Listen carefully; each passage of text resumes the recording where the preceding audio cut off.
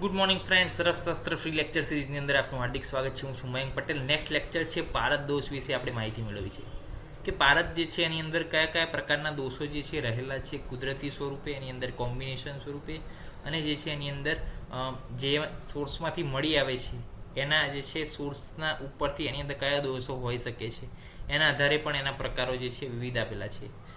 પારદની સતત જો ઇન્હેલેશન અને એબ્ઝોર્પ્શન દ્વારા લેવામાં આવે, ફર્સ્ટ લાઈન છે કે પારદને જો સતત ઇન્હેલેશન અને ઓરલી એબ્ઝોર્પ્શન દ્વારા લેવામાં આવે તો એ વેરી વેરી વેરી ટોક્સિક છે. પૌરાણિક કથા અનુસાર પારદનો સોર્સ કયો છે?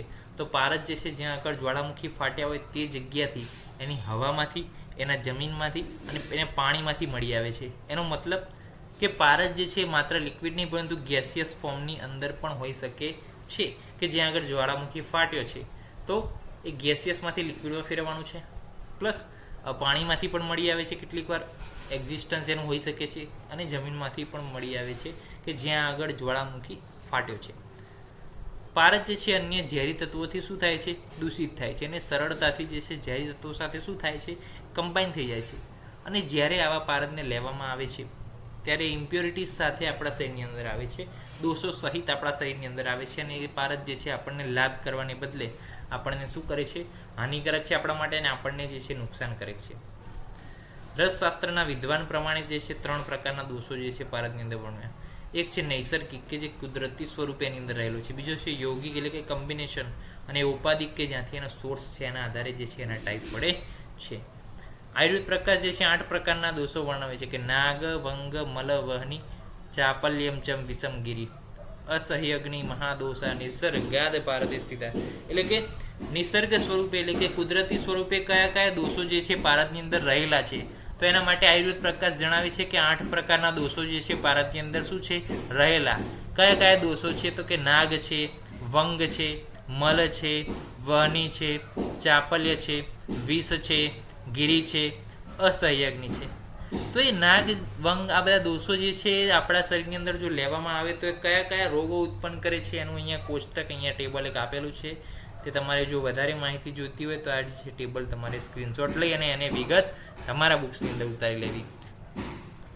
નેક્સ્ટ આપણે માહિતી મેળવી છે પારદના દોષો વિશે, કે પારદની અંદર કયા કયા દોષો રહેલા છે એ આપણે અકોર્ડિંગ ટુ જે કે ટાઈપ જોવા છે, કે એનું આખું ટેબલ છે કે નૈસર્ગિક, યોગિક અને ઔપાધિક. એ તો આપણે જોયું હતું રસશાસ્ત્રના વિદ્વાન પ્રમાણે, પરંતુ હવે એની અંદર સબ ટાઈપ કયા કયા છે એના વિશે આપણે ડિટેલ્સની અંદર વાત કરવી છે. તો નૈસર્ગિક એટલે કુદરતી સ્વરૂપે પારદની અંદર શું હોય? તો વિષ હોય, વહની હોય, અને મલ દોષ જે છે કુદરતી હોય.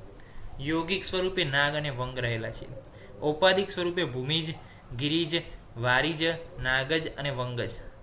એમાં ભૂમિજમાં પર પરપટી, ગિરિજમાં પાતિની, વારિજમાં ભેદી, નાગજમાં જે છે દ્રવી અને મલકારી, જ્યારે વંગજની અંદર અંધકારી અને ધ્વાંસી દોષ જે છે રહેલા છે. તો આ જે દોષો રહેલા છે ભૂમિજની અંદર પરપટી, પાતિની જે છે અલગ અલગ દોષો, એ દોષો આપણા શરીર ઉપર કઈ રીતે જે છે અસર કરે છે, કઈ રીતે જે છે હાર્મફુલ ઇફેક્ટ આપે છે, તેના વિશે પણ આપણે અભ્યાસ કરવાનો છે. તેને આપણે નેક્સ્ટ લેક્ચરની અંદર જોઈશું. પરંતુ નૈસર્ગિક દોષો વિશે આ લેક્ચરની અંદર માહિતી મેળવવી છે. તો નૈસર્ગિક દોષો શું છે? નૈસર્ગિક દોષો એ પ્રાકૃતિક દોષો છે.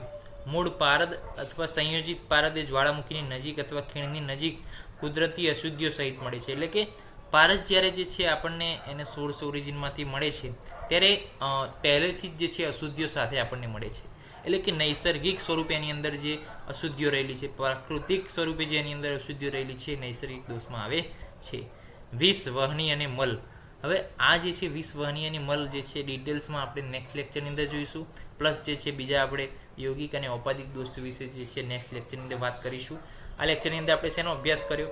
કે પારદ જે છે દોષ કયા કયા છે, કઈ રીતે ઇન્હોલેશન જે છે અને એબ્ઝોર્પ્શન જે છે વેરી ટોક્સિક છે એનું, પ્લસ પારદનું સોર્સ ઓફ ઓરિજિન જોયું કે જે જ્વાળામુખી ફાટ્યો છે તે જગ્યાની હવા, પાણી અને જમીનમાંથી મળે છે.